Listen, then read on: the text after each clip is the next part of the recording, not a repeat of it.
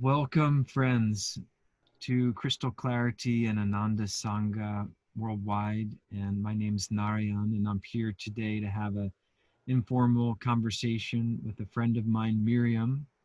And Miriam has just recently finished writing a new book about Swami Kriyananda.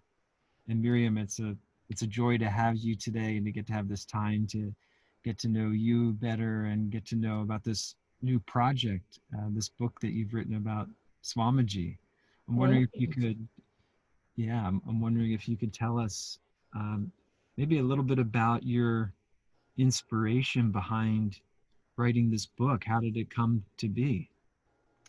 Well, many times when I was with Swamiji in those years, people would tell me, you should write a book. And I did not keep a diary of those years. There was no time. We were always on the move. Um, and I trusted that it would happen if it was supposed to. And then after Swamiji passed, people still said to me, you should write a book. And I was once again quite busy. And I said, well, when Master gives me the time, I will write the book. And suddenly in 2018, September of 2018, there was time. And there was just a little sequence of events in there that unfolded. And I was able to access about 30,000 emails that had been written during those years, which in their own way told the story and sort of piecing it together. I was living very near. I could walk to what was at that time Yogananda Gardens. So the beautiful, huge statue of Yogananda was there in a smaller shrine of Yogananda's. And I would go there every morning and I would sit and meditate, and things would come. Stories would come. I just felt like Swami was saying, remember this. And there would be emails. Um, so it actually wasn't very hard. I mean, it was hard because I had to stay really in tune with Swamiji, but boy, if I could be like that every day, it was an incredible gift. It only took 4 months, not even really quite that long, but by December of 18, I was done. And then it's just been a process, an unfolding process of getting it edited and just getting it ready for publication. But it was a real blessing. I felt Swamiji with me, through me, and sometimes he would get in there for about anywhere from 2 to 4 hours, and it was just like writing, writing, writing, and then he'd be done, and he'd step aside, and I would just burst into tears because the feeling would be so strong in my heart, so strong in my heart, and I don't know. We had some good conversations. I don't talk to him now much. More back to talking to Master, but that was an amazing and wonderful 4 months. And I think there's some very sweet stories in the book. It's not a long book, but yeah. Are there any stories that or experiences that stand out in your mind? The book, for those who don't know, the name of the book, could you tell us? It is Swami Kriyananda's last year. Well, the name of the book is Swamiji. The subtitle is Anandi Cornell came up with the subtitle, not me, so I don't necessarily always remember it. But Swami Kriyananda's last year's lessons learned by his nurse, and then my name is the author, Miriam Rodgers. So yeah, but for me, it's the book is Swamiji. And what, from those stories and those remembrances and communion you were having with Swamiji, are there stories or experiences? I'm sure there are many, but are there some that come to the forefront of your heart and mind right now? Um, One of the things that struck me during the writing of the book was reading all those emails and realizing how phenomenally busy we always were. There was, Swami was on the move constantly, whether it was just that his mind was in that creative movement, the next book, writing the next book, launching the next book, the next, okay, we have to go to Milan. Okay, we have to go to Rome. Always the next thing where he could be serving his guru. always. It was almost, he did have that sense of urgency. We were in the last years, and he didn't know how much longer he would have. But also, I think it was just, no matter what was going on with the body, because the body was a mess a lot, there was an endless supply of energy for him. He was, um, there was just, yeah, I don't know, it will be in the book, but the last letter that Swamiji wrote, I don't know if you remember it, I think it was, might have been his Easter message, I'm not sure. And this may have been a letter that was just to a few colony leaders, I can't quite remember. But he was just really talking about, I'm just so done. I'm so done. It was a very poignant, but kind of sad and emotional letter. And then at the very end, he says, oh, and by the way, what about this magazine profiles? This sounds like a good thing we should do. Who's going to take this on? You know, and I think he used Shivani's name. I think he asked Shivani, Shivani, are you going to do it? So it was always, no matter. There was one more thing. And of course, the morning of his passing, he checked emails before he left this world. One more person needed to hear from him. He was going to make that. He was constantly serving, intensely serving up to the very end. Oh, yeah, I, absolutely. I think in that final letter that you're talking about, he refers to Paramhansa Yogananda. And I think it's the photo you have behind you there, the last smile, where he said something to that effect of, reflect that in a few moments, because Yogananda, that photo was taken right before he left the body. Right, That's why it's right. called the last smile. Yeah, And yeah. Swami was talking about reflect how in a few moments he's about to leave everything, but there's no sense of regret Mm-mm. or ego consciousness at all in his eyes. I wonder if you had that type of experience with Swamiji in his last years, where you spent a lot of intimate time with him and would see him and look into his eyes. Did you feel that type of consciousness that he was just Oh, completely untouched in that way? absolutely. It didn't matter what was happening with the body. And there were some very critical and painful, very painful moments for him. But you could look into his eyes, and yeah, he was just doing what needed to be done, taking karma onto the body, burning others' karma, doing tapasya for the work. Yeah, and he would just accept whatever came to him came from the guru, or whatever was happening, and he'd say, let it come. Yeah.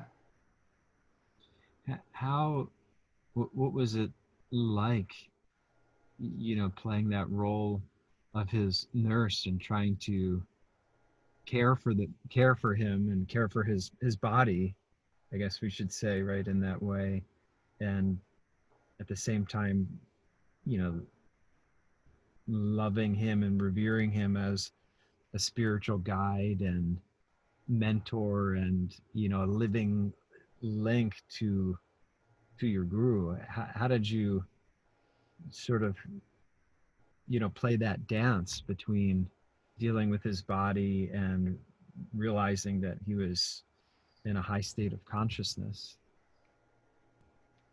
Well, I think it was kind of multifaceted in what was happening.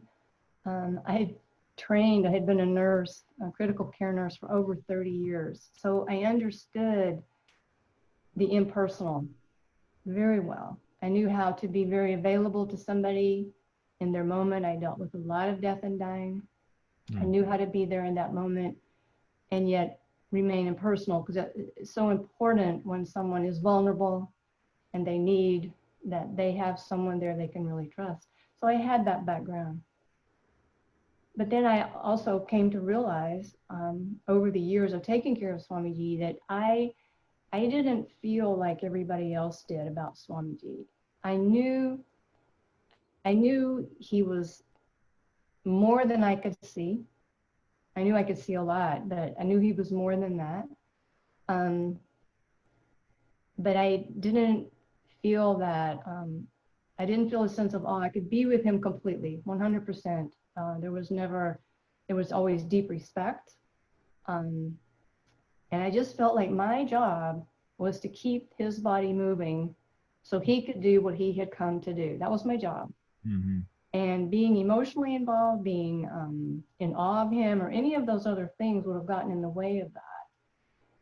And because I had also trained so much in everything, I mean, I'd given chemo, I was a cardiac nurse, I was so many things that when I was looking at that in Swamiji, Master could easily guide me as to what to do. Because a lot of times I made decisions that would be completely against medical advice, expertise, whatever, because Master was there and I knew, okay, we have to get on the plane. We have to go. Swamiji has work to do. Even if he's sitting here having a stroke in Gurgaon, we're getting on a plane. But under another circumstance, I wouldn't have been able to do that. But also I realized in the moment of Swami's passing, because actually some weeks before he passed, I'd even expressed to someone that I was concerned that I didn't feel for Swamiji the way other people did. I didn't feel that deep affection or whatever it was. And I wasn't sure I could be a part of Ananda after Swami passed, because what was this? But then, in the moment of his passing, when I had my arms around him in the dining room, and he had basically left the body the first time because he did it twice, and then came back in, when we started oming him, I felt this like piercing, like there had been a veil between me and Swamiji, and that veil was pierced, and all of a sudden, oh my God, I loved him beyond anything. It was just, and I felt all those things, but they were like big because they were pent up for all those years. Mm. And I was actually crying, which I had never cried with Swamiji, no matter what was happening to him. And he was dying, and the tears were both of grief that he was leaving, but it was more than that. It was just deeply moved, so moved by how much I felt love and how much I knew he loved me and all that. And so then I was just like everybody else. And also he was passing, so I didn't have to maintain that impersonal thing with him. Wow, it sounds like that must have been such a profoundly moving experience, because you had those years, like you said, where there was maybe more of a veil, and your job was to help him on the physical plane with his body, and then in that moment, I can't imagine the waves of deep feeling that were an emotion that were moving through you. Could you tell us a little bit about what happened there at his passing?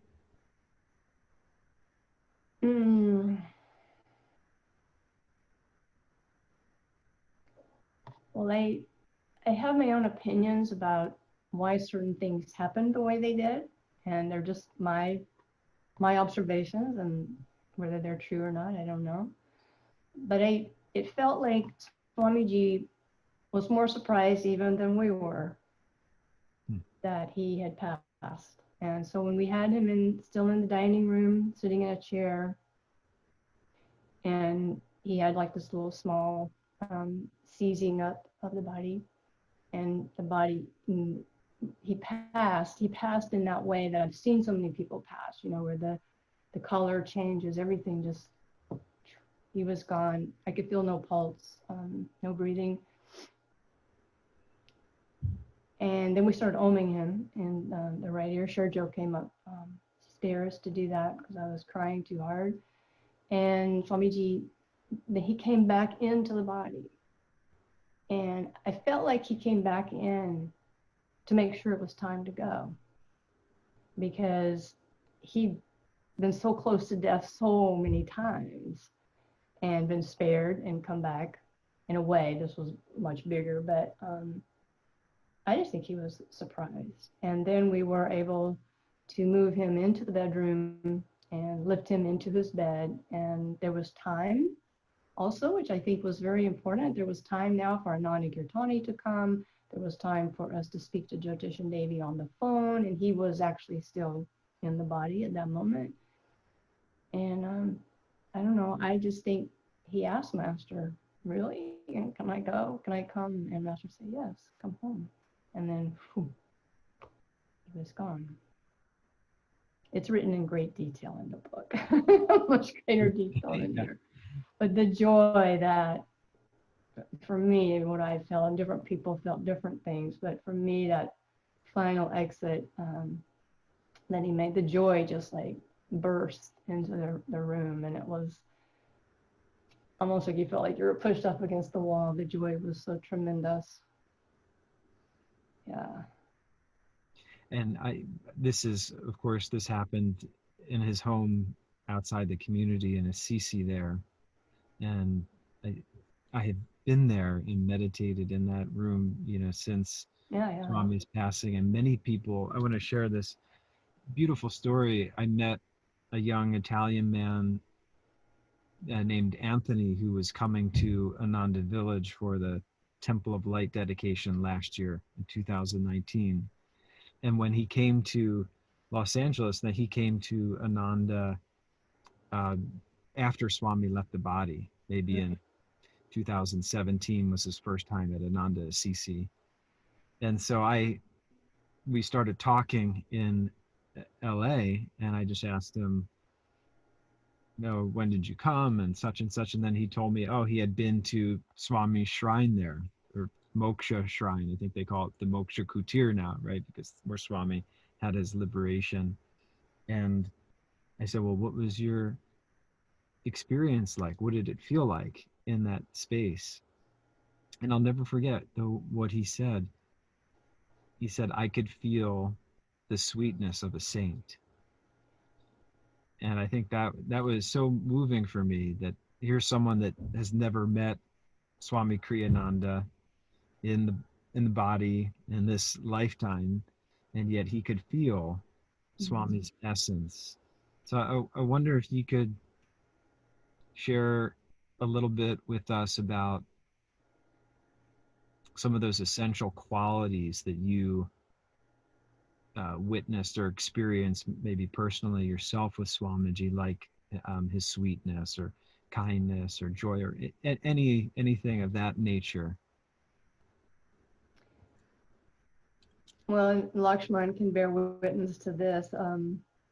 It really didn't matter how tired Swamiji was, or because the body got very fatigued, or even how sick he was. If somebody requested an audience with him, needed to see him, and this I particularly saw in Pune for some reason, maybe it's my memory, but Swami would want to see them. He would, he definitely did not want Lakshman and I to protect him from these things, so we didn't. And he would invite these people, whoever needed to see him, in as if they were his best friends, and there was nothing else he needed to be doing other than to be just with them in that moment. And he could see another person's reality so clearly. It sometimes kind of embarrassing because you knew he saw yours too, but he could just tune right in to where somebody was and give them exactly what they needed to hear in that moment. And it had nothing to do with him, what he wanted. It was always that attunement, that divine flow of support, and even if it wasn't perhaps even what they wanted to hear, but he knew what to say. And definitely, and Narayan, the kindness was, Swamiji was just kindness incarnate. He was always so kind. I remember when those first few years in India, we would be in India and he would do so many events, and Indians would just flock to him. We would be just trying to get him through a crowd. It was just like, Nirmala and I used to call ourselves gladiators because we were diving for his feet. And he was just a divine child. You're just like, blessing everybody, touching. And I don't know. I just always felt Swamiji was completely himself, being himself. I think that's such a remarkable, one of his most remarkable qualities, that kindness that you talked about, and how you remarked as well that he would tune in to where people Mm. were and speak directly to what they needed. I've heard that again and again, how people felt that he was their best friend. And Mm. how do you think, how could that, what was his secret? How did he, is there any secret sauce that we can that we can take from Swami Mm. and apply ourselves? How do we carry on that legacy of kindness and sweetness and attunement to where people are in their center and what they really need, rather than, there's so much pushing of agenda in the world today, or what's in it for me versus, what's really in someone's highest. I wonder if you have any thoughts in that way. Well, I definitely don't have the answer to that at all. That's a big question. That's probably a good question for Asha, Jyotish, and Devi. But just what I saw with Swamiji, it was almost like he had one of his hearing aids or something was tuned to Master's voice. It just felt like he was always so in tune with Master and always asking, you know, what do you want me to do next? Is this the right thing? Whatever, but just always asking and always turning. He always had this sense that he was just always turning to Master before taking that next step. And of course, those turns were pretty quick sometimes because Swami just always seemed to know, right, immediately. But I just think his attunement with Master was complete. There was no, I think in the end, near the end of his life, he said he didn't know where he ended and Master began. They were just, it was one with the Guru. And that, of course, took years of practice, Yeah, effort, showing up. and I recall something that impressed me so much about Swami as well, that he was just so open in sharing. That I, I don't know, the his ability to, his humility was so, he would often say, right, I didn't, well, he wrote all these books and everyone was just trying to keep up with him. You can relate to that in those final years. And it was like this crescendo of his life, kind of like how Master said, the symphony of your life must not go unfinished. And there was a great symphony right at the end of Swami's life. But I wonder if you could share, a little bit about how he did it all, because we know that he didn't do it. Master, his guru, did it through him, and he would always say, God is the doer. But were there some things that you learned yourself, and how he was always lending that inner ear of attunement? What would you do, Master? And how he would just, constantly keep bringing the compass of his mind back in that way. Uh, and Well, I'm I sorry. think you just said it, Narayan. You always had that compass coming back, always, to the spiritual eye, and he was in a super conscious state of consciousness most of the time. And What do you think he would be saying now with what's going on, the state of the world? I mean, we know that he talked a lot about this for decades, right? And some people would say, "Oh, geez, here goes Swami again," right on that, and people thought whatever. Now, of course, yeah. the world is going through a major change and revolution and ushering into a new age. But what do you think he would say, to you, to me, to all of us, going through what the world is going through right now, with pandemic, with economic depression, with racial prejudice and hatred, and just, we're just seeing all this vile and vitriol, if you will, that's, coming out. Um, what do you think Swami's advice would be for us at this time? I'm not sure, Narayan. The only thing I would come up with was just to listen to what Master um, told us, which of course was to be prepared for this great cataclysm and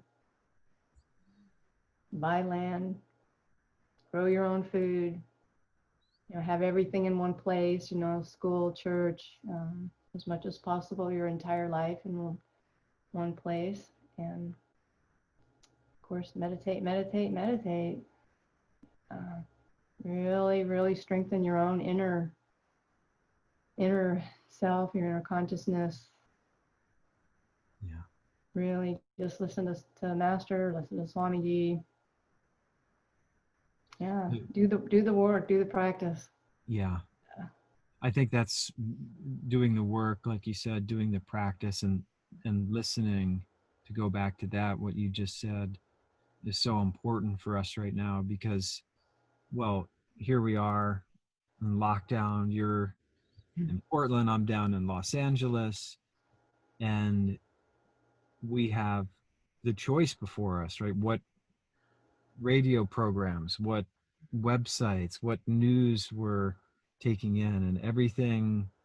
So to make that conscious choice, I think I'm hearing you say here, is, of utmost importance now, that we make that choice to tune in to the light more deeply, tune into your source of inspiration, if it's Yogananda, Swamiji, whatever it may be, and then to do, our best to take whatever steps.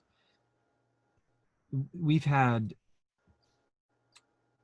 a number of people too, because of the pandemic, are of course facing loss of job, loss of loved ones, loss on a number of levels. How did you deal with, the when Swami left the body? You were expressing it was incredibly joyful. Was there any way that you had to work through that? Was it simply in that moment and just that realization of, my God, he's my own, I love him dearly? Um, but I'm wondering if there's anything that was helpful for you, that maybe for someone that's going through a loss right now from the pandemic, that would be helpful for them. Well, it was interesting because there was certainly the possibility. I mean, it did happen. I had great joy because I felt Swami's joy, that divine joy.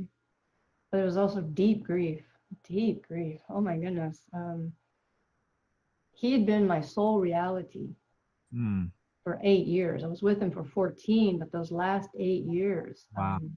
I everything was. I remember a moment in Gurgaon, right when we were having to put Swamiji on insulin. Finally, the diabetes got ahead of him, and so I was studying all the insulins and just and I went for this walk with Asha one day, and she asked me a question. I don't even know what the question was, but I said, like, Asha, oh my God, there's nothing in my mind but blood sugar, insulin, and Swamiji. That was all that was there. And she goes, well, good. That's attunement. That's what you should be doing. But he had been my sole reality. There was never a waking or sleeping moment, probably, that I was not thinking about Swamiji. Mm, And how was he doing? What are we doing? Because we had to plan all of his travel, and that was big. And now suddenly he was gone. He was gone. And there was just this body, and we were so blessed in Italy that we were able to keep his body with us for 8 days in the Temple of Light there, because often I'd wake up at 2 o'clock in the morning or 3, and I would just have to go see him. It was just like, I have to go see Swamiji one more time. And I would take off to the temple and look at him and be with him. And it was like, oh, it's okay. It's okay. I could just still feel him, but it's okay. and I would sit and meditate for a while. But there was a lot of grief. We were very blessed that Ananda Assisi let us stay there for 2 months. Our tickets back to US weren't for 2 more months. They just let us stay there and just be. So there was time. We were given time and grace to grieve and readjust our lives. I think it was the hardest on Narayani because she was by far the closest to Swami, and her grief was quite deep. And grief is very real, and you have to go through it. You can't go around it. You can't go over. You can't pretend it's not there. You can't feel this is all God's will. No, you have to feel the grief, and the grief was tremendous. And there's still moments when I do miss him and miss that state of mind, that state of consciousness that was Swamiji. And he was also very dear too. And there was, he had an incredible sense of humor. And there was never a day that went by that Swamiji didn't tell a joke or didn't laugh or didn't read a P.G. Wodehouse or do something to make somebody, and usually us, laugh. And just that joy, childlike joy. So I don't know if I answered your question or not, but grief is real, and you're losing somebody. The fear, the anxiety, the uncertainty of these times, very real.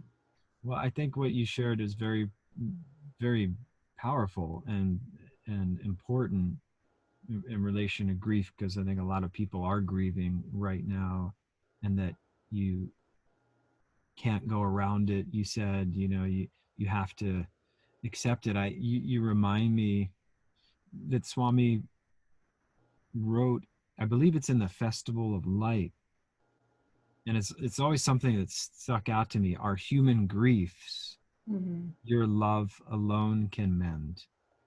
And I think everyone can relate to the feeling of grief when a loved one is lost, and at the same time to go through that, but not wallow and sink down. I think in another one of Swami's songs, actually, he says, "Why multiply grief with despair?" So I wonder if you can give us some spiritual buck you up-o. Is that what Swami would, I think, be intensely, right, feeling the pain and suffering that the world is going through right now?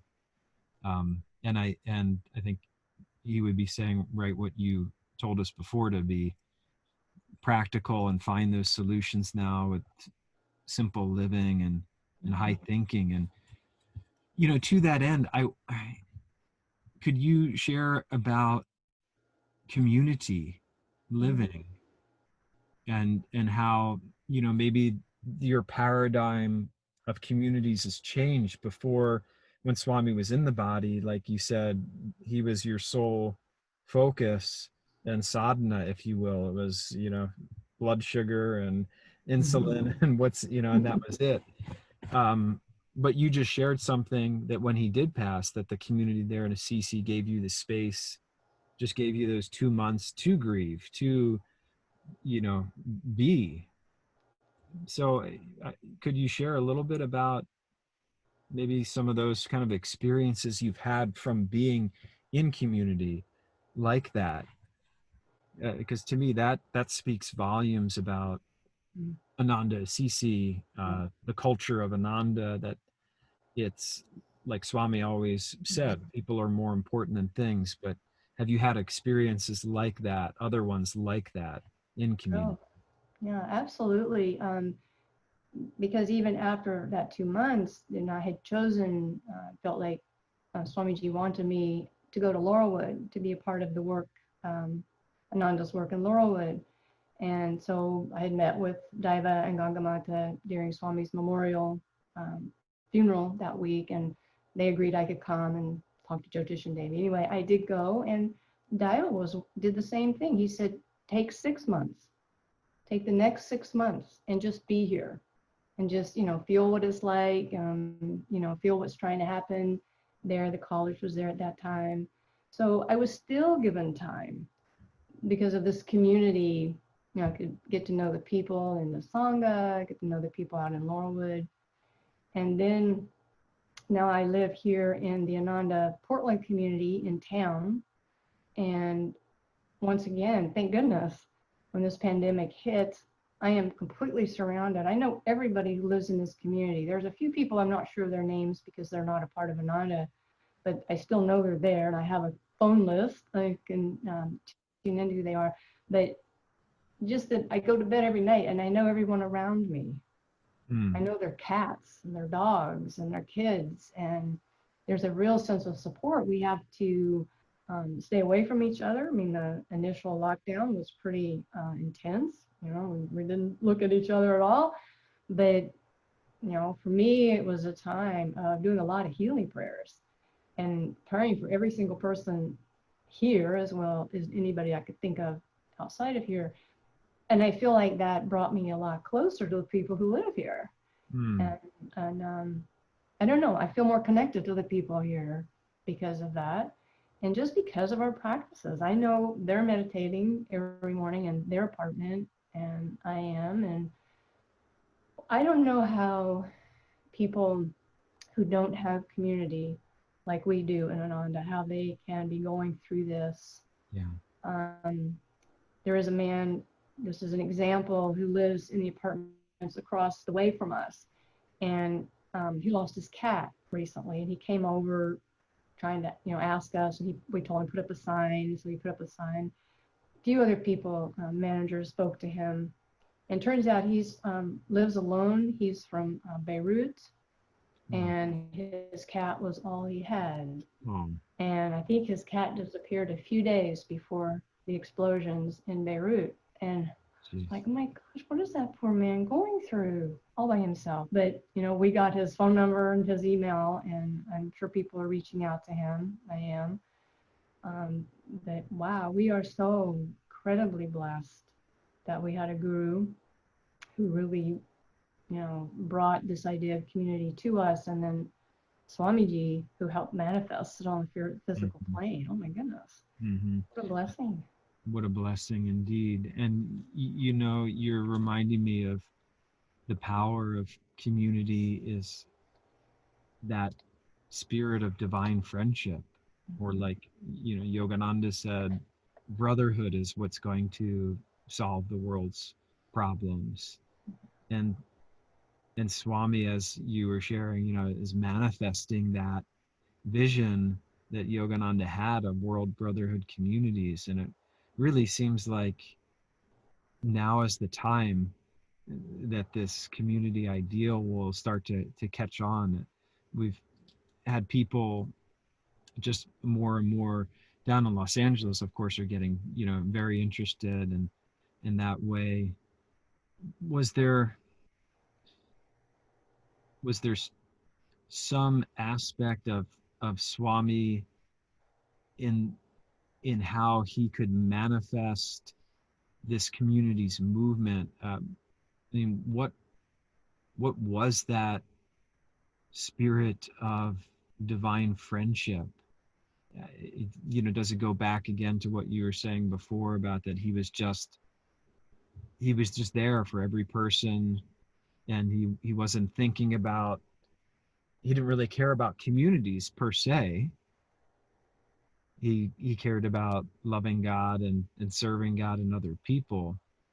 But yet he was so prodigious and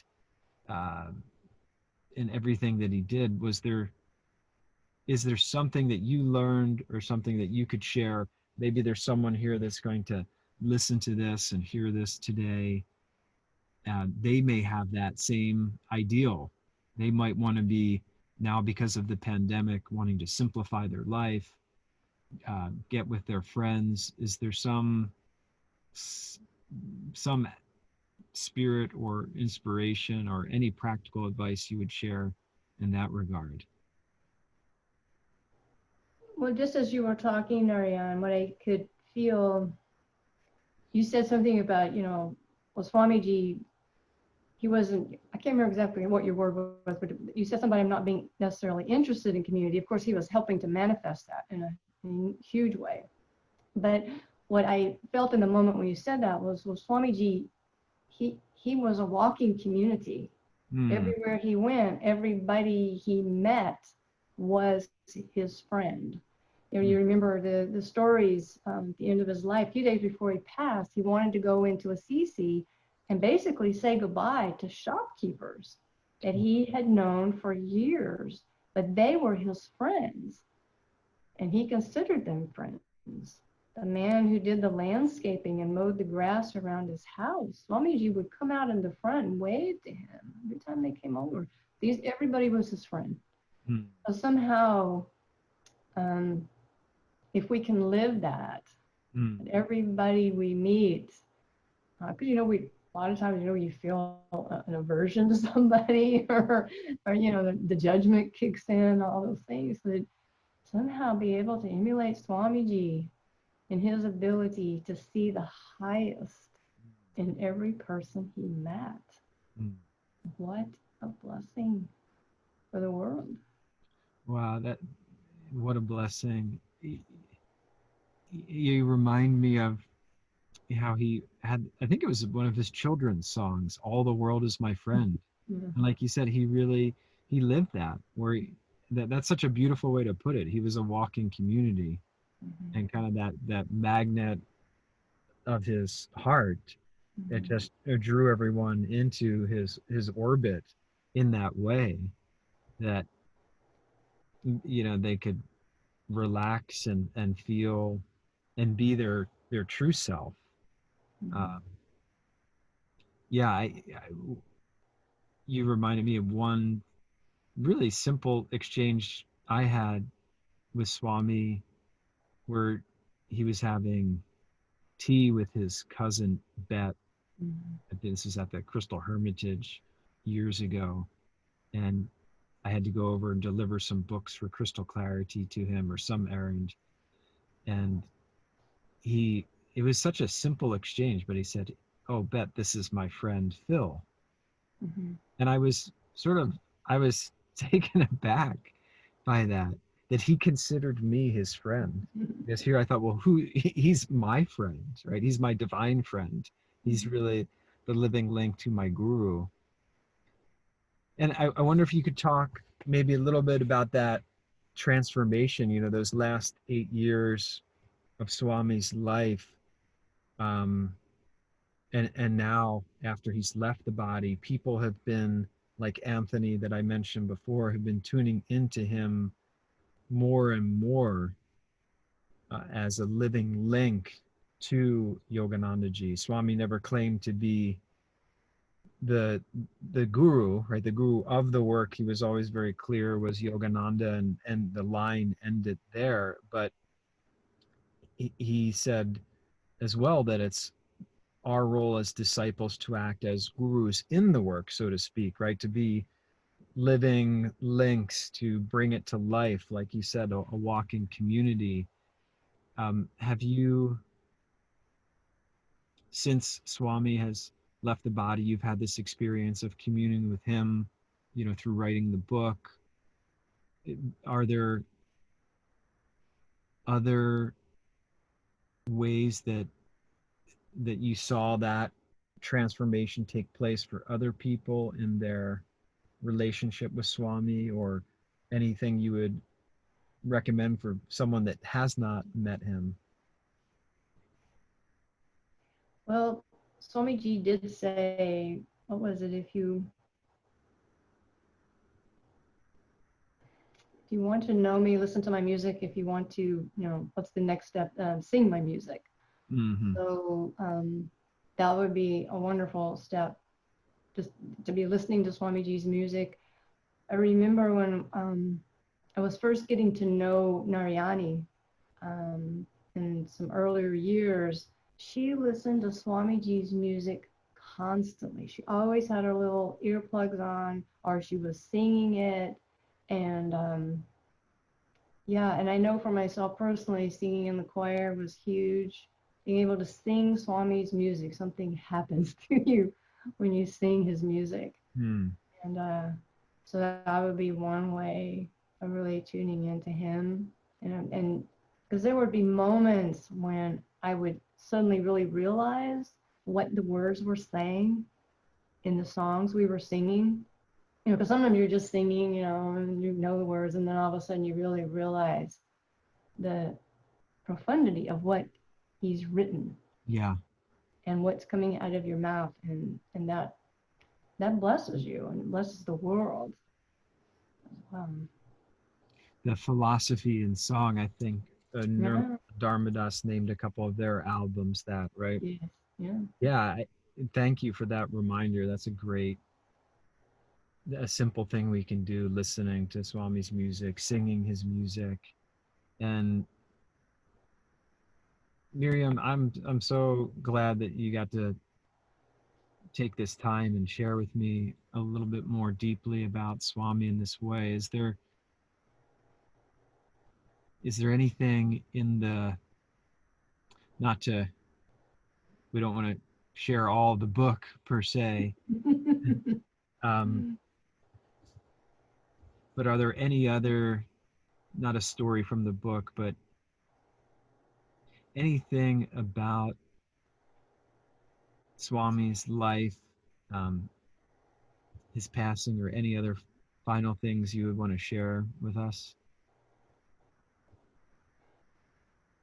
Well, there is a little something, but I don't want it to seem trivial because for me it isn't, but it might sound that way. And he did this in other places as well. Swamiji left to read P.G. Wodehouse for us.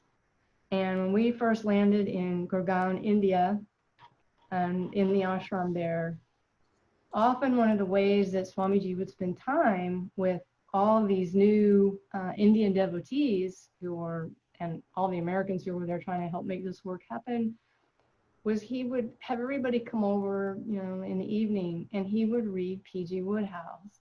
Now, thank goodness, and I don't even know who did this. Somebody recorded those. I have several of those recordings on a little iPod, and I listened to them actually quite a bit because Swamiji laughs. Sometimes he laughs all the way through the story, and you can hear his laughter.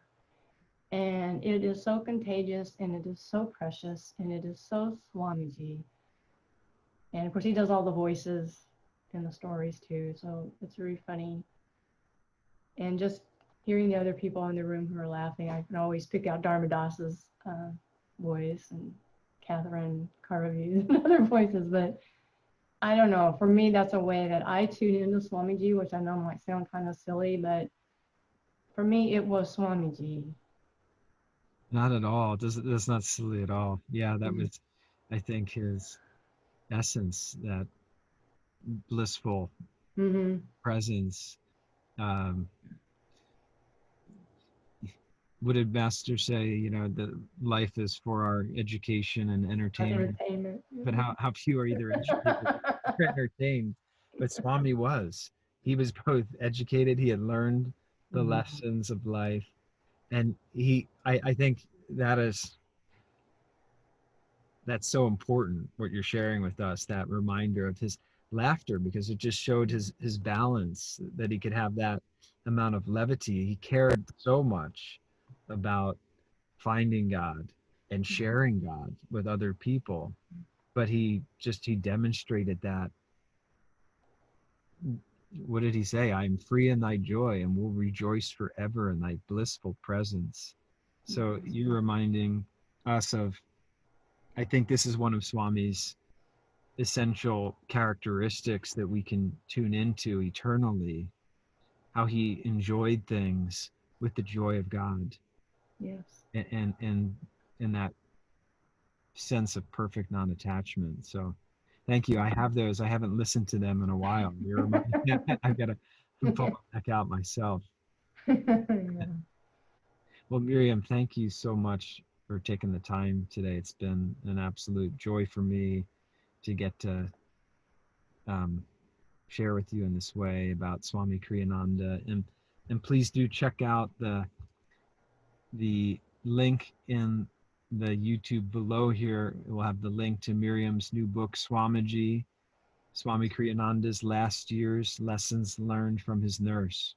Yeah. Yeah. Many blessings, Miriam, and Thank you, Narayan. I pray Thank you. we can see each other soon. If not, we'll have to figure out another way. It's been a joy to talk about Swamiji. Thank you for the opportunity.